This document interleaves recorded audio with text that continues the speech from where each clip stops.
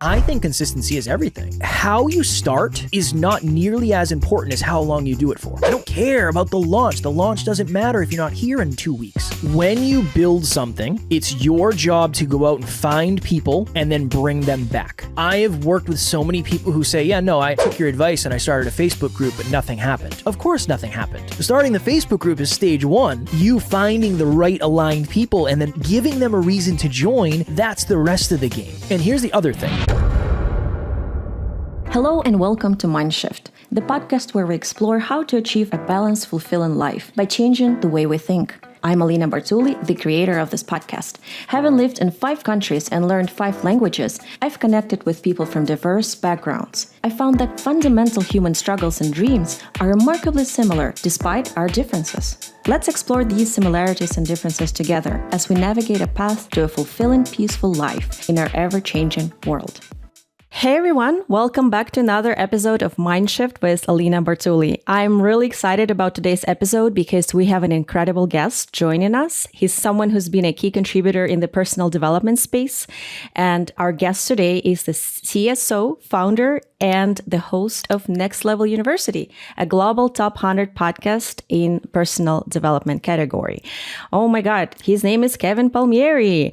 And these guys together with Alan, your co-host, right? You guys shot 1,750 episodes. How is that possible? You made a whole factory out of it. And you guys have built a massively successful business, generating over 1 million in revenue and reaching listeners in more than 170 countries. On top of that, Kevin has an incredible story, one that's both inspiring and deeply personal. In his mid-20s, he had what many would consider the perfect life, a high-paying job, a beautiful girlfriend, a sports car, and his dream body, well, you name it. But despite all that, he found himself sitting on the edge of a bed, contemplating suicide. This rock-bottom moment led him to a major turning point, and from that experience, he's built not only an incredible business, but also a life of purpose and impact. So please welcome to the show, Kevin Palmieri.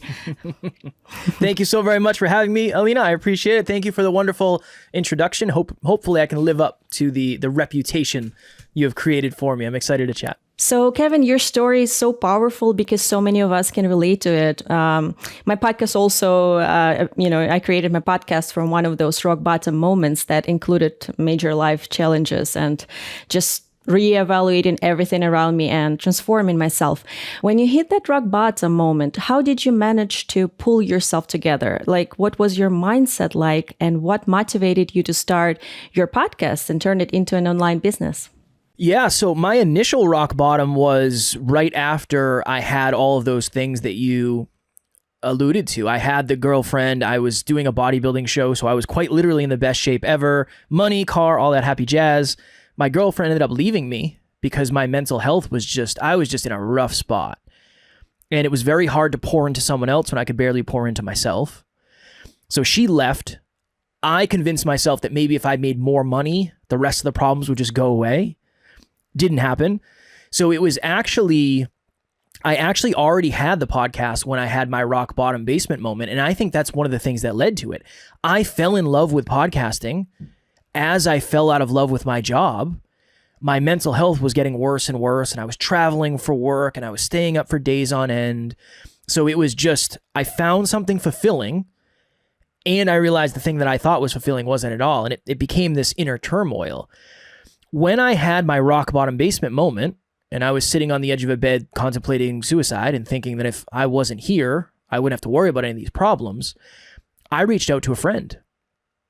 That my mindset at the time was, I feel alone, but what if I'm not as alone as I think I am? Reached out to a friend, Alan, the co-host and my business partner, explained to him what was going on because I felt like I could be safe with him. I felt like I could be vulnerable with him. And I felt like he would give me a perspective that I didn't have myself. And then he gave me some really good advice, which I think created hope. I think the issue for me was I felt hopeless. I didn't think that the future could possibly be brighter. I couldn't imagine a light at the end of the tunnel. It didn't seem real. Alan created that for me and gave me the permission and I think the perspective to make a different decision that day. So that was the mindset, is I want to reach out to someone who knows me, who maybe can give me some insight, can give me some perspective. And then when he did that, I ended up saying, okay, let me sit with this for a second. Am I making this whole thing out to something bigger than maybe it is in reality? All right, cool. Let me experiment with that. And then I ended up leaving my job 2 or 3 months later. And when I left my job, my mental health got infinitely better. So that was the right decision in the grand scheme of things. Was it scary to leave your job? It's pretty scary decision for many people, for me too. Yeah, it was terrifying. It was, I remember when I left, I had this one weight lifted off my shoulders, but a very different, unfamiliar weight put on my shoulders of how are we going to make money now? I don't ever suggest anybody does what I did. It sounds sexy and it looks really good in a movie for the person to walk out and say, you know what, I'm going to do my own thing and I'm going to figure it out. But I just know circumstantially, not everybody's in the same place I was. I didn't have a partner. I didn't have children. I didn't have a household. I was living pretty cheap at that point. So don't feel like you have to go from, not chasing your dreams to all the way in. It was terrifying, but I also understand it's not the path that, I don't believe it's the path that most people should take, honestly. That's a good advice. So Next Level University is a global top 100 self-improvement podcast, which is a massive accomplishment. And self-improvement is such a broad, such a competitive niche. So I'm really curious, how did you manage to break through and reach this level of success? When did you start? And just tell us all about it. Yeah, well, I appreciate the kind words. Thank you so much. Podcast started in 2017. I started doing it full time in 2018.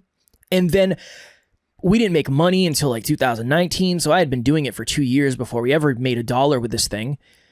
This is our theory. This is our theme. And this is one of the things that we practice to this day. We are focused on building a community. It's not about listens. It's not about downloads. It's not about views. Yes, those are metrics and they're important to track. For me, it's the amount of one-on-one conversations I'm having with people that are in our community. I think that is what has brought us the quote unquote success. I think that is the thing that we have that a lot of other podcasts just don't have, because I think a lot of people start a podcast so they can make their life easier. They can make their business grow easier and all that. For us, it is challenging because there's a lot of conversations happening. But that to me is the metric. So in the simplest form, one is I really try to understand that one person that listens to our podcast is worth way more than most people realize. It's not just one person. It's a human who might want to do all the other things that we have going on in the business, the Facebook group, the email list, all that stuff. So that's one. And then the other thing is, if you can focus on improving just little by little by little by little, and you do it for long enough, you're probably going to get pretty good at what you're doing. How do I get a little bit better at podcasting? How do I get a little bit better at speaking, asking questions? How do I get more optimized when it comes to responding to messages? That over 7 years and 1,850 episodes as of today, it just adds up. We've never lost sight of the fact that without the community, none of this matters, none of this is possible, and we genuinely couldn't do it without them. The second you lose sight of that, you're in trouble, because the community is what allows you to do what you do so wonderfully. That is something that we've tried to never lose sight of, because it's easy to. When the business is growing, you forget how it all started, but we try to remind ourselves of that often, daily at this point. That's wonderful. A lot of businesses and podcasters and bloggers these days, they try to build community, but somehow it's hard to understand what it involves. What is for you? Yeah, it's, and I don't mean this negatively, but it is wiping off all the entitlement of, well, I started the podcast, I started the blog, I started the business, people should just come to me. Nah, it doesn't really work that way. I think that's the anomaly. The artist, the Taylor Swifts, the big artists like that, they are the anomalies.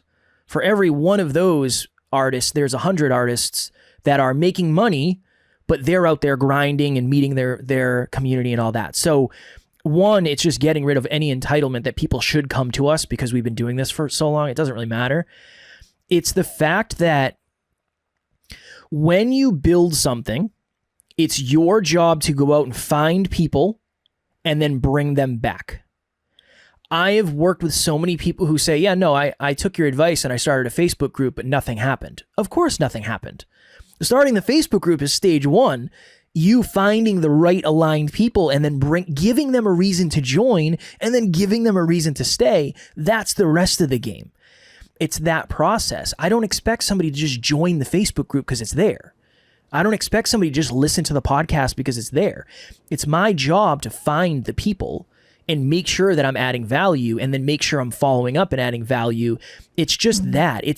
I think a lot of people are under the false impression that if you build it, they will come. And then if you have the community, people will join and they'll engage. And at the end of the day, it's your job to facilitate the growth. And I think that's something that's easy to forget. And there's way more that goes into it than most people realize. So I do think it's a mountain that a lot of people are surprised by when they find it. One thing I have noticed about you, Kevin, is that it's your incredible consistency. You've put over 1,850 episodes now, which is just insane. You do 7 episodes per week, 7 episodes, right? You must be the right person to ask this question. Why do you think consistency is so important? And not just for podcasting, but for success in general? Yeah, man. Okay, this is always the example I use. If you and I had a conversation, Alina, and you said, I will give you $1 million if you can do the splits, like the gymnastic splits, 365 days from today. I'm going to meet you 1 year from today, and if you can do the splits, I'll give you $1 million. What am I most likely going to do? I'm most likely going to practice the splits every single day for the next 365 days because I know that the more I practice it, the higher likelihood I'll actually be able to do it. But what happens if I say, you know what? I'll do it for 5 days a week. Maybe I'll get there. Well, I don't really need to do it for 5. Maybe I'll do it for 4 days a week, 3 days a week. I go from 365 reps to 12 reps if I only do it once a month. Who do you think is going to be more successful? Who do you think is going to be able to do the splits? I'm going to bet on the person that does it 365 days as opposed to the 12 days. Now, some people are more flexible than others, and some people can already do the splits. Let's not dive too deep into that. But the more output, the more likely that some input is created that comes to you eventually. That's one thought. And here's the other thought.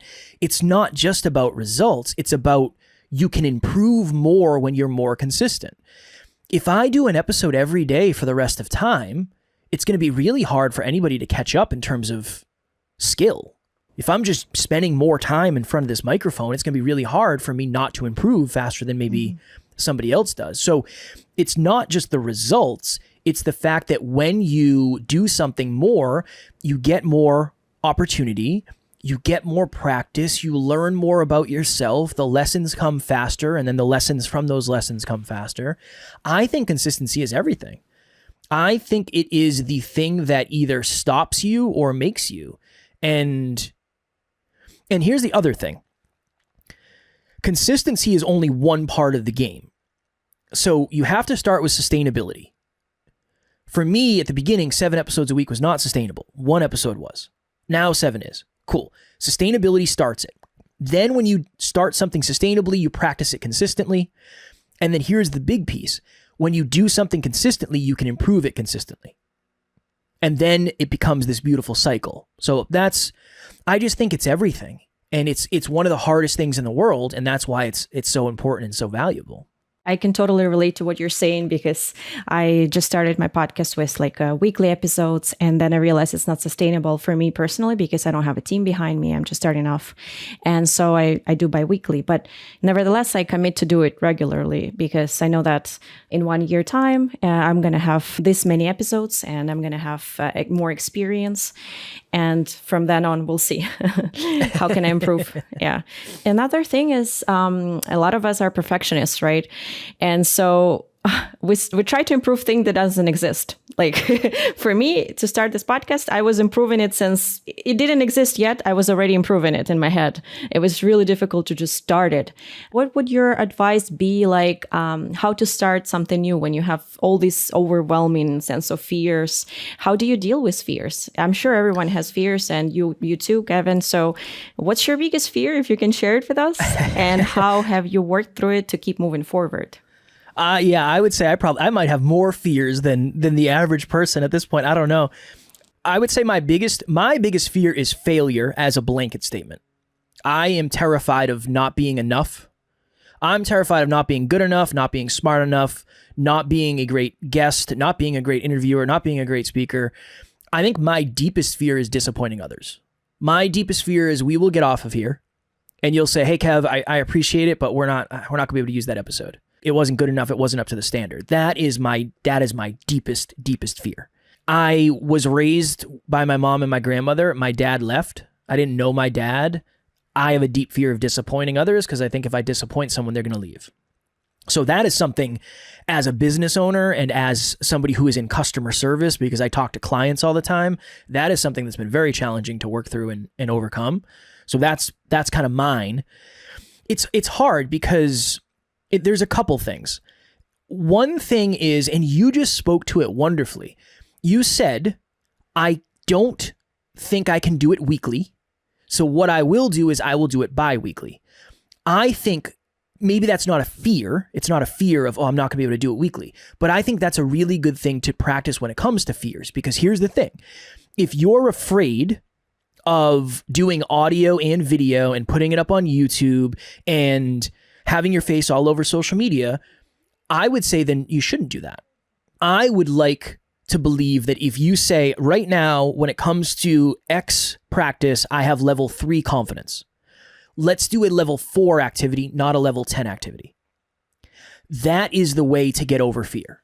The way to get over fear is not say, I am afraid of heights. Today I'm going to go bungee jumping. No, that's too much. I am afraid of heights at level 5. I'm going to go do a level 5 behavior. I'm going to step on the top of the ladder. I'm going to hike a mountain, whatever it is.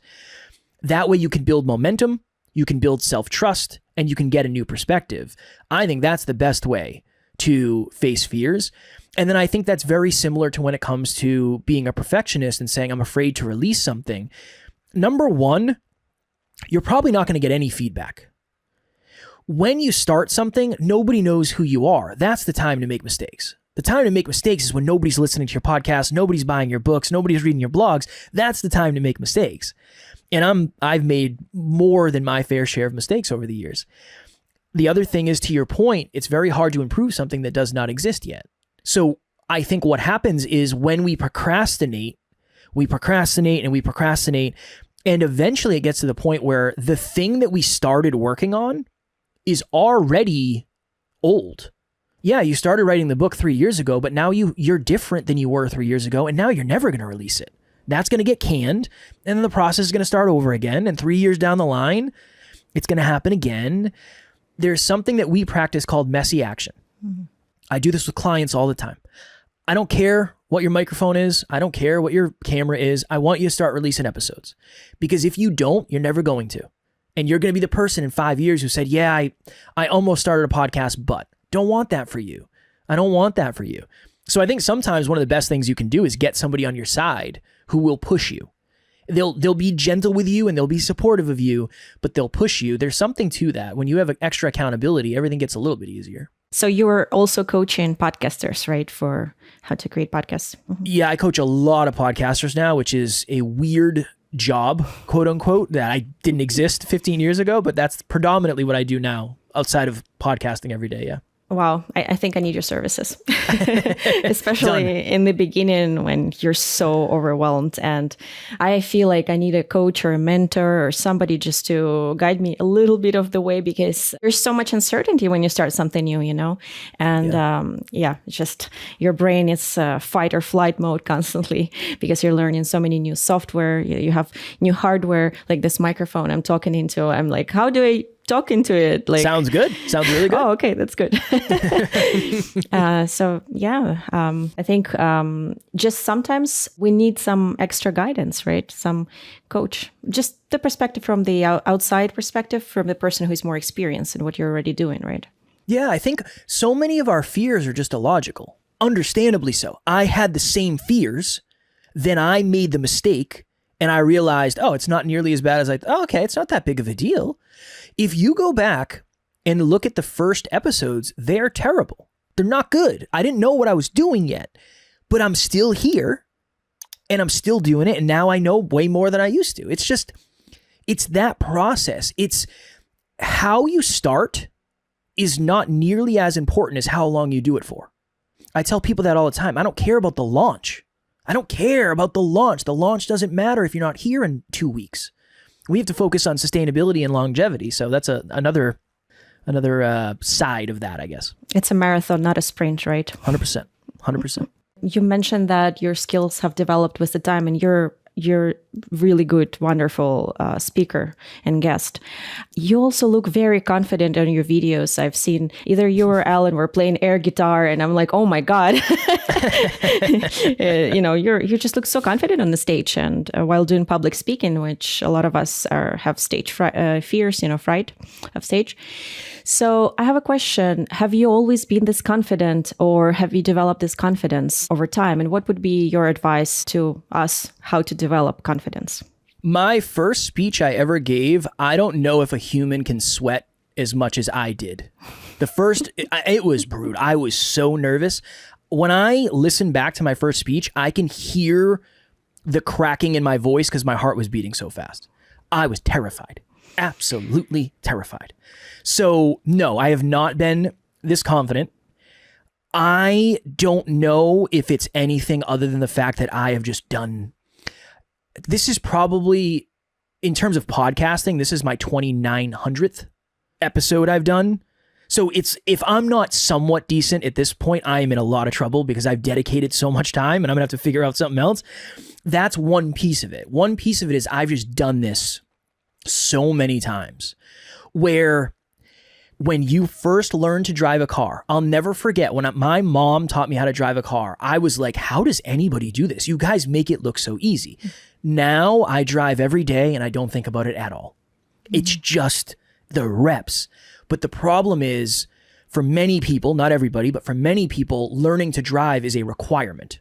Maybe learning to ride a bike when you're young is a requirement, but it's not anymore. So if you don't put in the reps, it's really hard to get good at something. I think it's the same. It's the same with confidence. The same thing that works with fear, at least for me, works with confidence. Yes, now maybe you see me on stage in front of maybe a bunch of people, but I've spoken in front of stages with nobody. I've spoken on stages with nobody there, very small amounts of people there. It's just been, okay, I feel like I'm ready for a level 2 challenge. Let me give myself a level 2 challenge.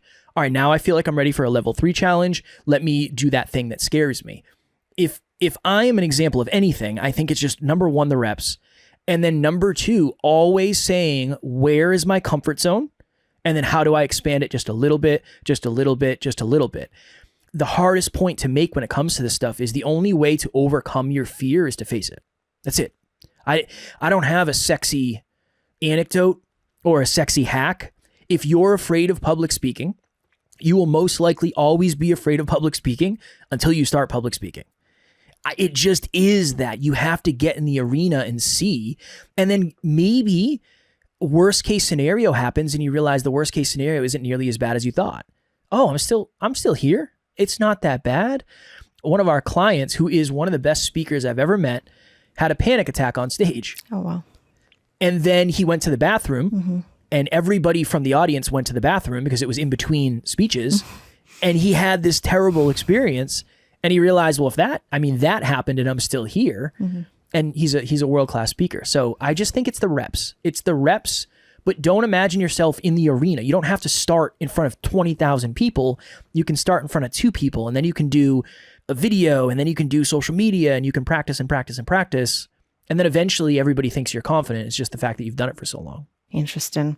I have picked up that you mentioned a lot about levels of the game, like level 2, level 3. Yes. That just sounds like gamification, a fun way to look at your life and just to make it a little fun for yourself. Like, oh, when I'm on level 2, some new skill is going to unlock and I will be able to do this, like public speaking, say. Do you also project some kind of rewards for yourself? When I reach level 2, this is how I'm going to reward myself for this.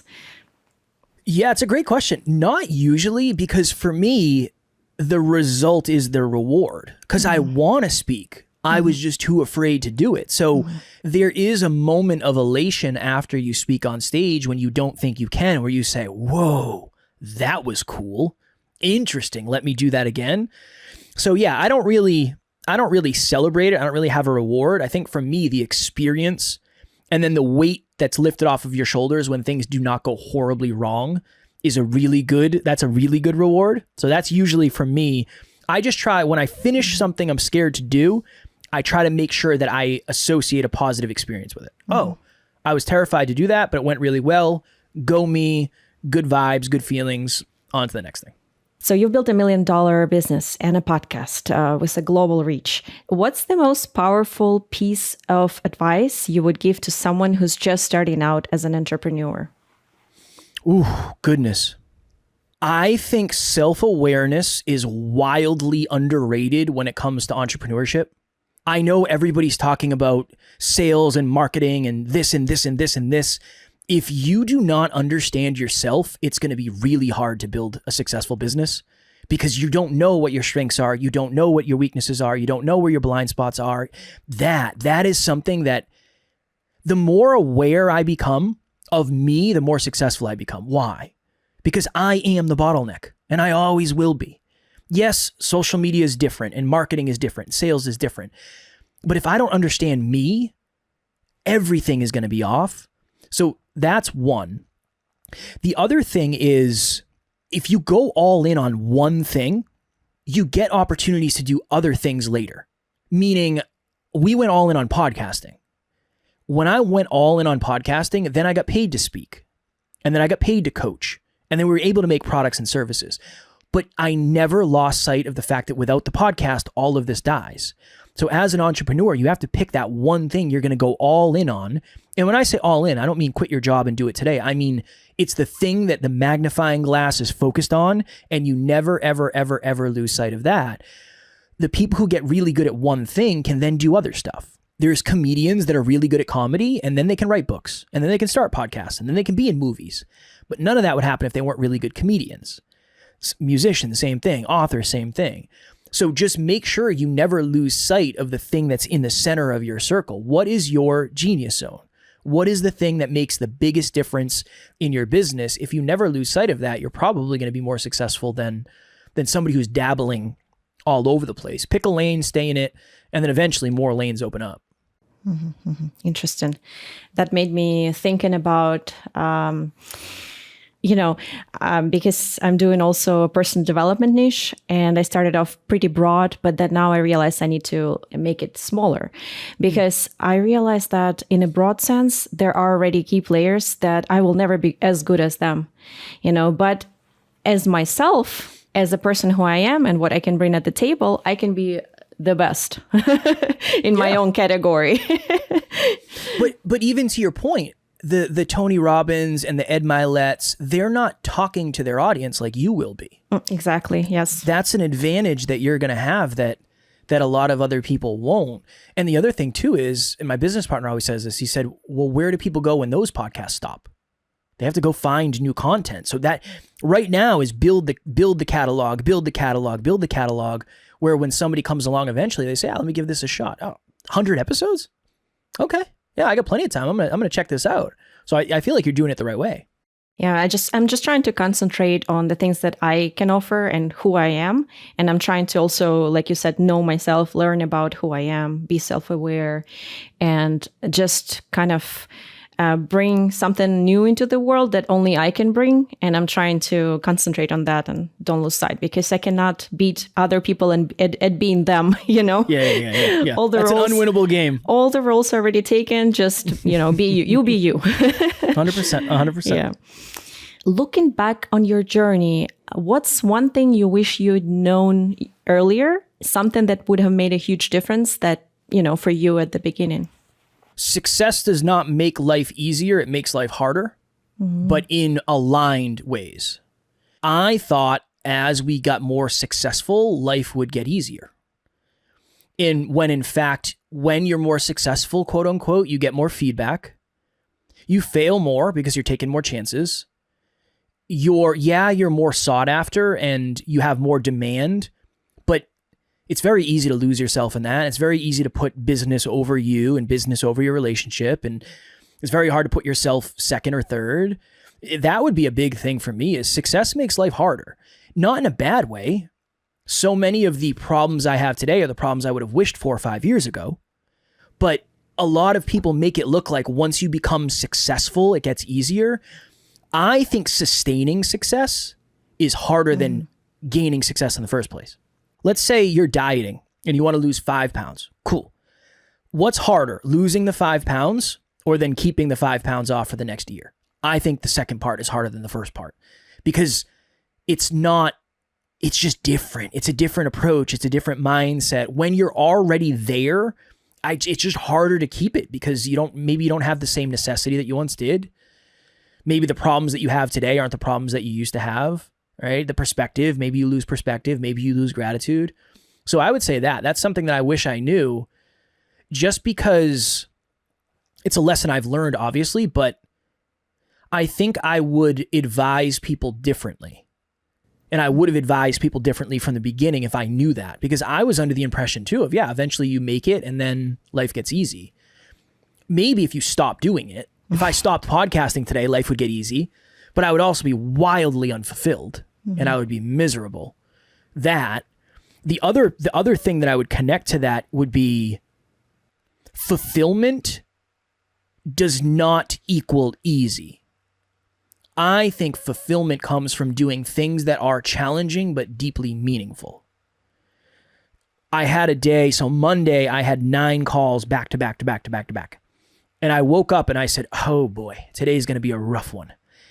And then I reframed it and I said, but think about how fulfilled you're going to be at the end of the day. You quite literally are living your dream and you get to do what you love. What is better than that? So that's a reframe for me. Fulfillment is, I think, what we all aspire for. But I do believe there is a correlation between doing challenging but deeply meaningful things and fulfillment. And I think happiness is more like a pleasure-based thing. So that's something that probably would have helped me at the beginning for sure. Mm-hmm. So you would say that nobody really can succeed without a struggle. That's what you're saying?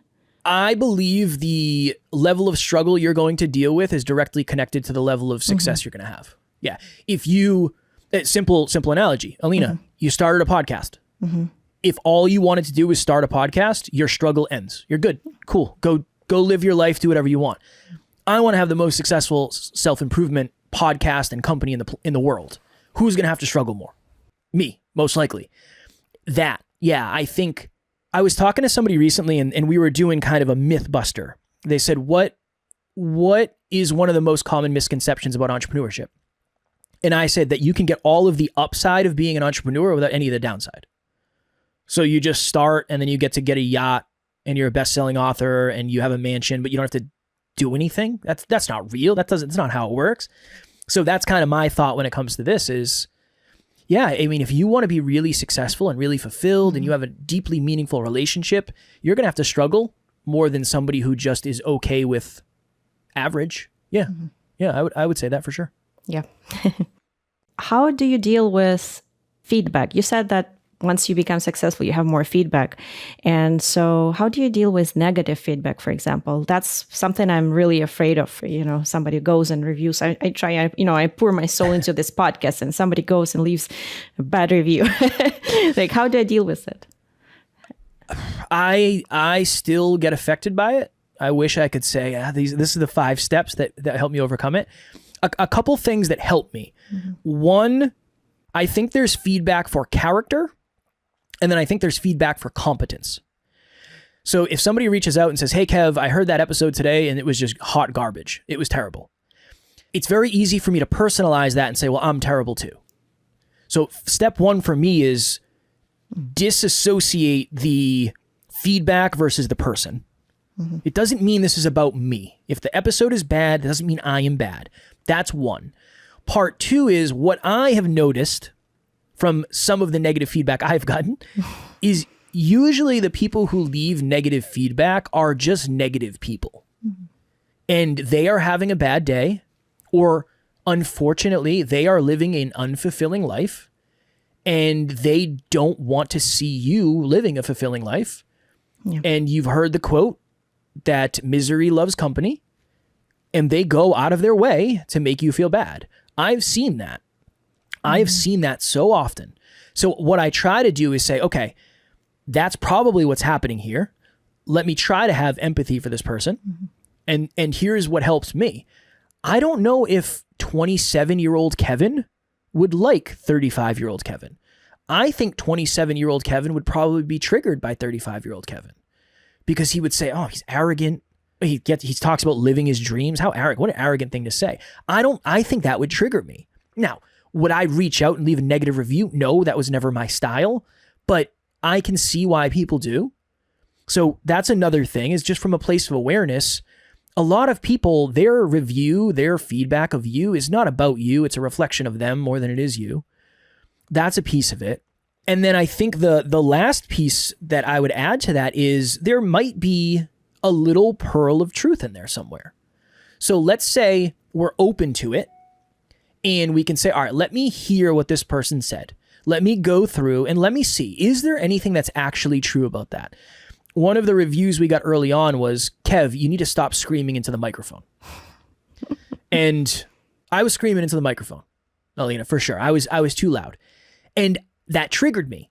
And I was mad. And then I sat with it and said, yeah, no, this person's probably right. This person's probably right. Sometimes feedback is constructive. We just take it personally and we get triggered and we don't find the constructiveness within it. So that's another piece, is sometimes you have to sit with it. But if you're personalizing it, that's when it gets dangerous. I think if it immediately goes to, well, this means this about me, that's when things can get wonky. And then last thing, trying to figure out, where do you find that your core wounds come from? For me, biggest fear of disappointing others. If you give me feedback that I'm disappointing you, that's going to affect me more than somebody else maybe. If you have a fear of abandonment, and that's one of your core wounds, when somebody leaves you, that feedback is going to be more challenging. If you're somebody who, I've worked with clients before who have speech impediments, maybe they have a stutter, or maybe there's somebody who has a very heavy accent. If that's something you're already self-conscious about, that feedback is going to hurt worse. So just understanding self-awareness, understanding yourself at a deep enough level where you realize, anytime I get feedback about blank, it hurts worse. Okay, let me work on that internally. I would say that's the value I could add on that point. Wow. Thank you. This was an incredible conversation in general, and very deep and inspiring at the same time. So you just shared so many insights with us. Thank you for that. And I know our listeners will find so much value in what you've shared. Before we finish this episode, can you tell us where we can connect with you, find out more about Next Level University? Of course, yeah. So if you just search Next Level University on whatever podcast platform you use, will come up. All of our episodes are on YouTube as well. And then I also, if you're a podcaster or you're an entrepreneur who wants to start a podcast, I have a podcast called Podcast Growth University. I do one episode a week, not 7 on that one yet. Maybe eventually we'll get there. I don't know. That might kill me, but it's all about growing and scaling and monetizing your podcast and all the stuff that I wish I knew about podcasting and all the stuff I've learned over the last 7 years. So that's another free resource out there for any podcasters or entrepreneurs who want to become one. Oh, thanks again for being here, Kevin. Of course. It was nice meeting you.